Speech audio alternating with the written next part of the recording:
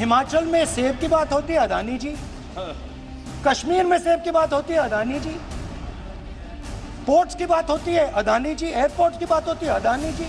इनका हिंदुस्तान के प्रधानमंत्री के साथ क्या रिश्ता है और कैसा रिश्ता है?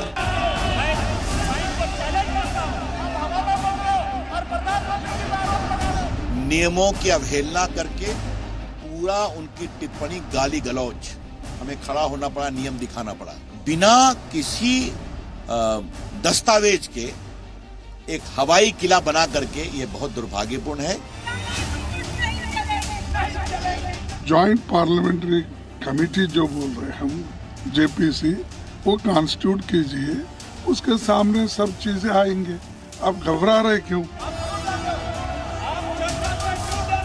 सरकार का मनसा स्पष्ट है, चर्चा होना चाहिए।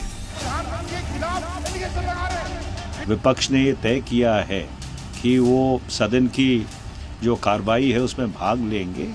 उसका मुख्य उद्देश्य ये है कि जो इस सारे मामले का सच है वो भारत की जनता तक पहुंच सके।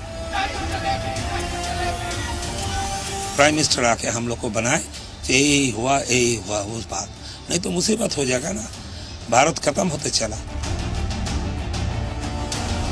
अदानी जी के साथ ममता जी की आजकल काफी